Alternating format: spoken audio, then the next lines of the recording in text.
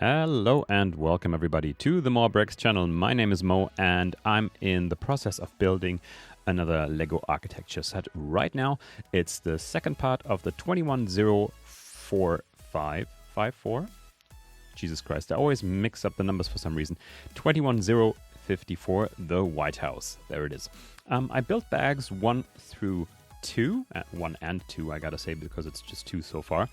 And I'm in basically the process of building bag number 3, which is the gardening work in the lawn of the White House. This is what it looks so far. And as you can see from the top, here we go. I already have all the other bags laid out right here. So bag number 3 is just the gardening work and a little bit of the roof assembly. And then we have bags 4 and 5 for the east and west wing.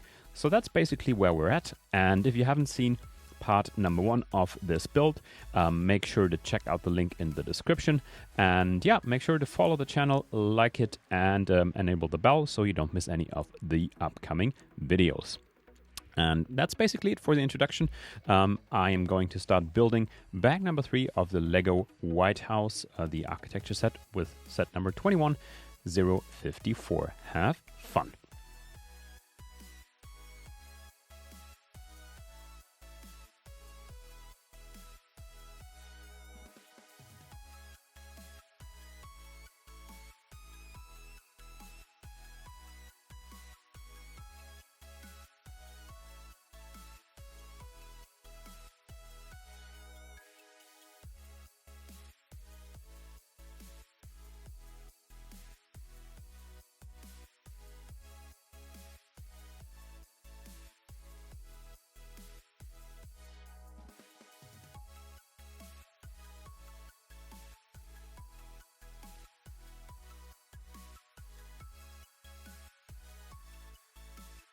All right, bag number 3, as I said, is just a bit of foliage, and that is now done. So on the screen right now, I will put that on the bottom left again for you guys.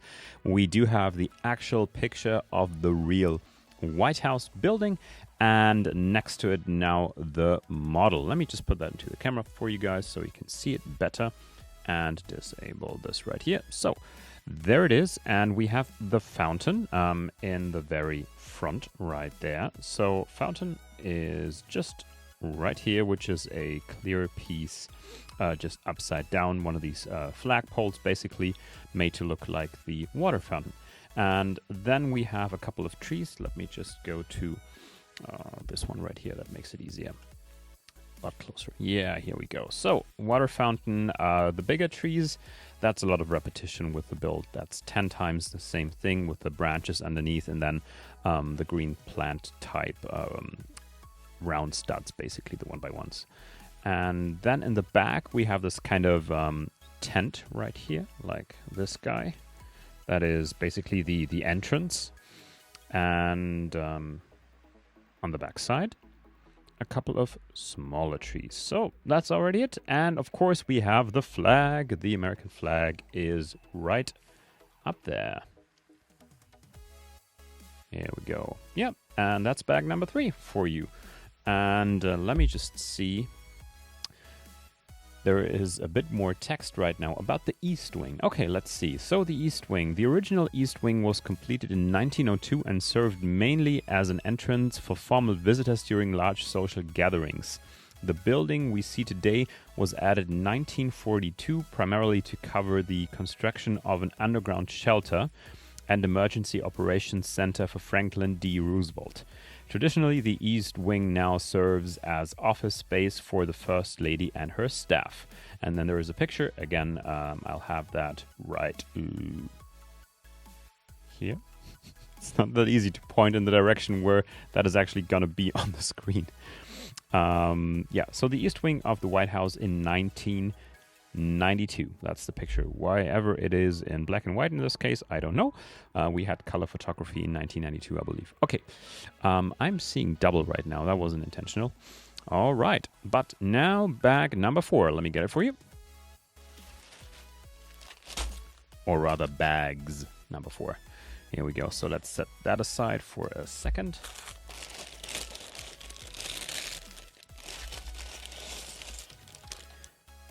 You couldn't see it in the time lapse in the first part of the video, but with the numbered bags, because there aren't as many at the same time that you need for the build, I actually did a bit of sorting before I started building, because I usually do that with bigger sets, especially with the Technic models or any other bigger set for that matter. I just get a rough sorting going before I start building. With the Millennium Falcon, I actually got a couple of sorting trays. And with a couple of the 1/8 scale supercars like the Lamborghini Sian or the Bugatti Chiron, the Porsche GT3 RS, and all those others, I actually got sorting trays too, and put like all the different gears in one of the trays and so on, the different axle sizes, so I wouldn't get them mixed up. And I mean, for builds this size right here, it's mostly enough to sort them by color. I mean, sometimes you don't even have to do it, because if the colors are far away from each other, in terms of like red and blue or white and black, whatever, then you don't need to do that, because you can always see the parts like sticking out of the crowd. But especially when you have a lot of similar colors, it does make sense to do that. And I did find in the past that it just speeds up the building process, and the little time you have to invest in the beginning of the build really pays off in the long run. And it's usually not a large amount of work to do up front, just a little bit. And yeah, that's usually what I do for these builds. With the other architecture models, as I said, there weren't numbered bags, except I think Singapore had numbered bags, which was not totally necessary because the build was rather small. Yeah, but this is actually the first set where I think this is helpful.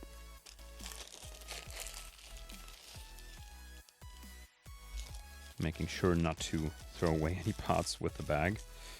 And, ooh, colorful.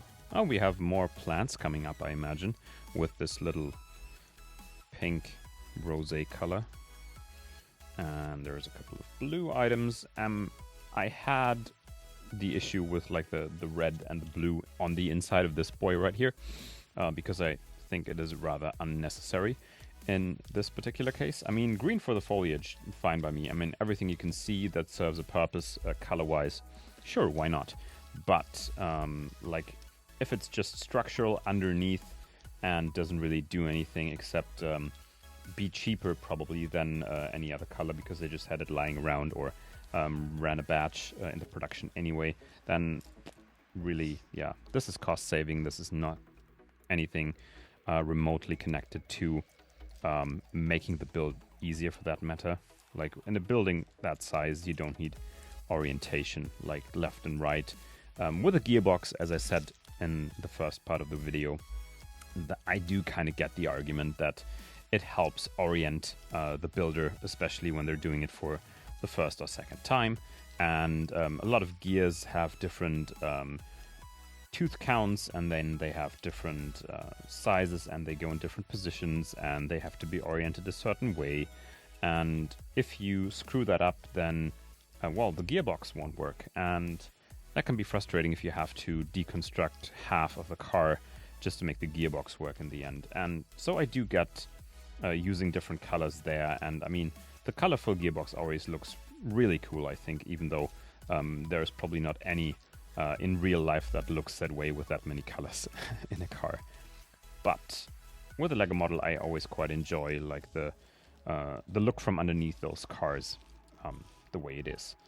But in a model like this, doesn't really make sense. But I'm hoping beyond the pinkish stuff right here and the green, we won't see any of the other stuff probably on the outside of the model. Yeah, so here it is, nicely laid out, color sorted, OCD kind of satisfied. Oh, more white. OCD kind of satisfied, and I will continue building and speed this up for you guys so it is not a long boy video. Here we go.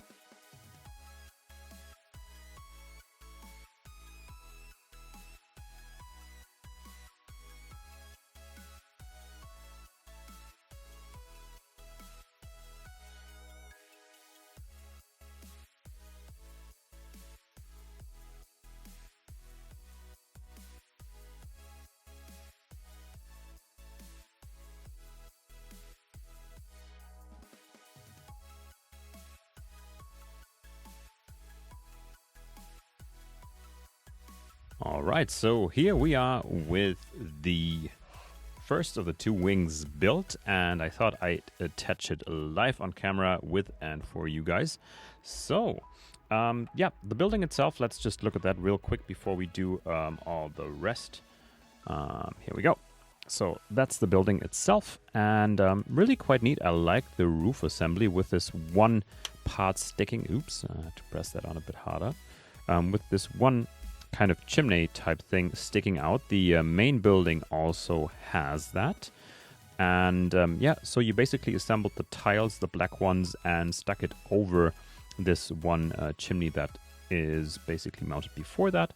And then you have all this trim going all around the edges right here. So we have the kind of lightish brown beige type color in the middle. That is the roof of the arm. That is basically then connecting the whole thing to the main building. And then we have all these kind of darker clear pieces making up the windows again, like with the main building too. And these are going all around the sides right there. And then we have these two trees and the kind of bush assemblies. And now let's put this all together. And there should be nothing to it except doing basically this. Ta-da! Yeah, so that was rather underwhelming, but it's good that it's not too difficult, and it connects nicely. I mean, oops, just tore down one of the bushes. Sorry about that. Let me just put that back. It's probably not the best idea to, and this roof is also sitting on here pretty loosely. So you shouldn't grab it by this part, and you shouldn't try to lift it up.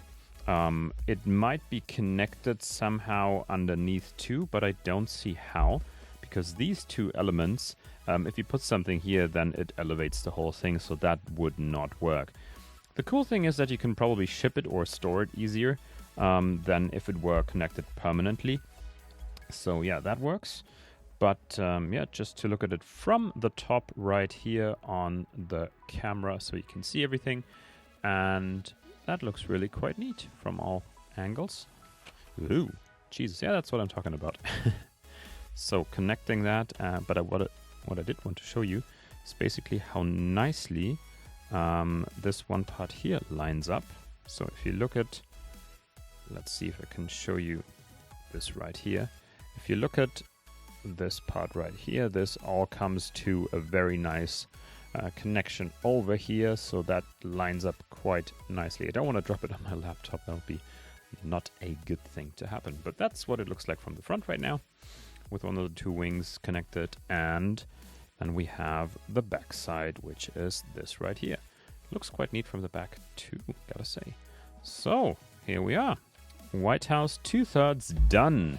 And then bags number 5, let's get those.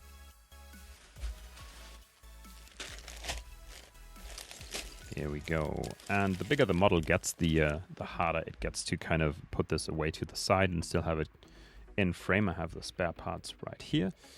Okay, and let's see. There's probably something about the West Wing besides the TV show that I never watched, but I know it exists. So that is one of the, I think, most famous political drama shows on American television, if I'm not mistaken. Yeah, so the West Wing. Again, some pictures that will show up right here. And let me just read you the text while I satisfy my color OCD. And so we have two pictures, and the one with the garden and the, is it yellow roses? It's probably a rose garden. So windows of the Oval Office, the office of the US President in the West Wing of the White House. Okay, I learned something there. The Oval Office is not in the main building. It seems. It says right here, in the West Wing of the White House. So, that's really interesting. I mean, we do have, I would say, quite good history lessons in Germany when it comes to countries other than Germany. But I could not have told you from those that the White House, maybe I should have watched the TV show and then I would have known that the White House houses the Oval Office, not in the main building, but rather in the West Wing. But I guess it kind of makes sense that it's not dead center, because probably that has a bunch of other stuff that is kind of welcoming visitors and stuff like that. All right. Yeah, I should sort this differently. So the white parts, which are usually the majority for this build, are somewhere where I have more room, like right here.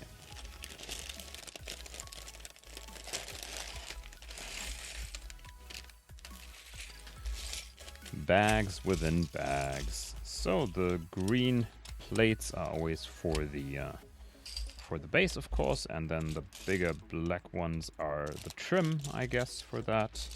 And then we have the kind of long flat tiles that are also for the trim. So let's put all of that here. More white, who would have thought? A bit of light gray. Couple of blue and red pieces again, which don't make sense, but they are here, so let's use them. They're always hidden in the inside of the buildings. You don't really need them for orientation, they're just there. All right. And more foliage and some more clear, dark clear pieces for the windows, of course, as before. That makes sense. And last bag, here we go, and those are again for the bushes, for the flowers. Let's put all those together and pick up the white ones. Yeah, as I said, depending on the model size, it is really a good idea, and I guess everybody has different building techniques and ways how they arrange their table for building. I used to have a table that was a lot smaller than this one, like a standard IKEA type, in the kind of underneath my window in my bedroom. Yeah, so a little table right there that I built, even the large Millennium Falcon on there. But then I had a secondary table for the parts, because at one point, like if you build enough, like right here, you don't have enough space to put anything else there. And so you need a place for the parts, and that used to be the secondary table. But with this one, it's actually quite big. So I bought this, well, I built this table, actually didn't buy it. So I bought, this is actually a kitchen countertop. It's not even like a table. It's a kitchen countertop, solid oak, just oiled, nothing fancy. And I got some legs from an online vendor that I put underneath. Actually needed 2 tries to build that table, because, let me just show you from here. Yeah, so table right here and the legs underneath. I don't have a camera showing you those better than, well, not at all, I guess. But you can see it kind of like in the very front, like from that edge right there. So it's just black metal legs that I bolted on, and the first ones I got were so wobbly that if you like barely touched the table at all, it would kind of keep doing this for like half a minute easy. So that was not really viable to build anything on. Like, it was just horrific. Like, it didn't work at all. And I still have those, and I kind of want to build something else with it. Not quite sure if that'll work, but like kind of as a side table, coffee table, whatever. Probably not put coffee on there at all, ever, because it's so wobbly. Yeah, but let's see what happens with that. Yeah, but the second set of legs I got worked a lot better, a lot more stable, and they were even cheaper than the first set I got. So that was kind of odd and frustrating. Took a while, spent all the money. Yeah, but here we are, and my Lego building setup, I really like it as it is right now, and really happy with the mic arm, the mic itself, and sitting on my headphone jack again.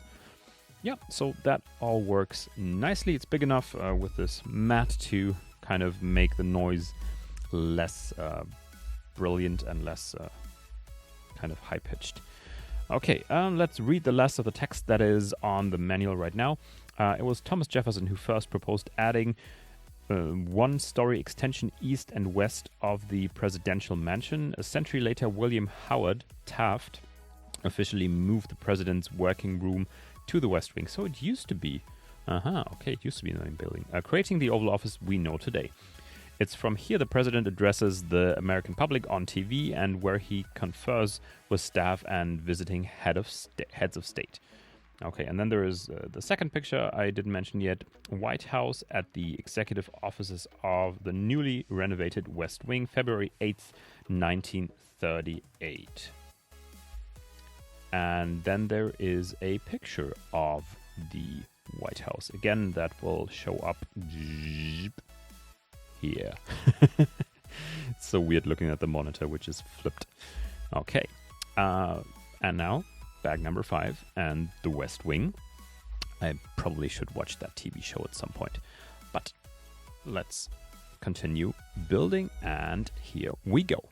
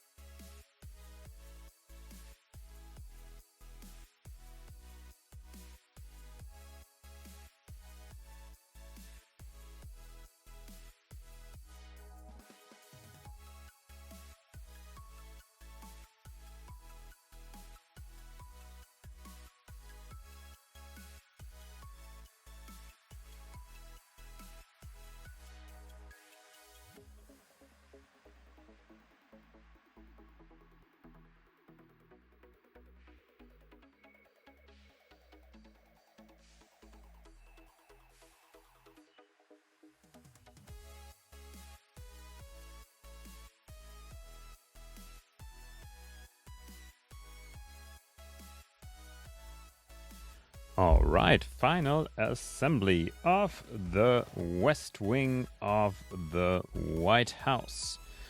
And it is, size-wise, is it pretty symmetrical? Let me just check if that's the same width. It is actually a little wider than the other side. So it's not completely symmetrical, which is totally fine. I just wanted to see for myself. Oh, and I think I forgot a part here. Yeah, I did. Yep, that belongs here. Perfect. Now we're done. So let's switch to the top view. Here it is. And as with the other side, it just pops on like this. And we're done. And now you can see from the top that it is a lot wider on the West Wing side compared to this one right here. But otherwise, yeah, awesome looking building. I really like it, I gotta say. Let's see if I can show it to you without breaking it, because as I said before, the attachment is quite flimsy and it doesn't really, here we go, let's see if that focuses. Yes, here we go. It doesn't really attach too many studs, but that is what it looks like from the front. And it might actually be wider than the Capitol building. I kind of regret that I already put that away and don't have it here to show you kind of the entire, Capitol White House extravaganza, like the entire Capitol Hill basically in one setting. But it is what it is. Here we have the White House, and let's just see if I can show it to you in a little bit more detail without destroying. Yeah, here we go. Just took it apart by mistake. Yeah, that is definitely a display model, I gotta say, because if you don't apply pressure to certain points, it'll just collapse. But here we have it. Yep, see, that's what happens. Jesus Christ. Okay, so it's not really meant to stay in that position. So that just doesn't work. And I gotta say, how was that attached? Was it like so? Yeah, that's the entire, like this. And this goes here, and this goes here. That's really a bummer, I gotta say, because it would be easier to show it to you guys if it wasn't collapsing the entire time. But let me just hide my face so I can show it to you better. It's gonna be fun to do a thumbnail picture with this because, yeah, I don't really know how to hold it into the camera without it falling completely apart. But other than that, I think it looks really nice. I like the color scheme, the black and the white with the trim around the edges. It's really cool. Like, this is, I mean, as I said, 3 pieces that you can just take apart easily and look at them from all the angles. And that also has something to it, I guess, because, whoops, yeah, the trees come off easily too. Then you can just enjoy it and look at all the details more closely without having to lift the entire model. But if you want to do that, just make sure to not break it in the process. Because putting it, like lifting it up here, just does that. Like, so you have to get underneath and then you have to stabilize it because otherwise it just comes off. And looking at it from the front like so, that does work somewhat. Yep.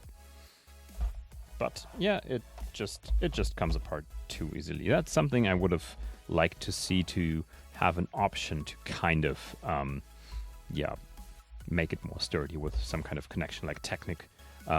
Pieces, axles, whatever, the blue pins, the friction ones, that would have been kind of nice. But there's something in the instructions about this right here, about this entrance, I guess, on this very side. Oops, here we go. It says, President Theodore Roosevelt officially gave the White House its current name in 1901. Has nothing to do with this. It was just pointing at this. Because it's the last building step. I thought it was about a, let's see, a secret or hidden entrance or whatever. But apparently it isn't. So, last page of the manual is just a couple of more architecture sets. Empire State Building, didn't do that yet. The Statue of Liberty, didn't do that. I did the New York skyline, and I have Trafalgar Square, which is the last one in my build lineup. And after that, I will go over to Lego Technic probably, or other manufacturers with the bigger supercar type models. All right, that's it, the White House, and I hope you enjoyed the build. Here it is, and the top angle camera for you guys to enjoy once more, because I can't hold it up, so I will just wave at this camera, say goodbye, thank you for watching my videos. Make sure to like and subscribe, enable the bell so you don't miss any of the other videos. And head on over to Instagram as well, because I always post pictures of the sets there to enjoy in more detail, together with all the little nooks and crannies. So thanks you guys for watching, take care, and bye until the next time.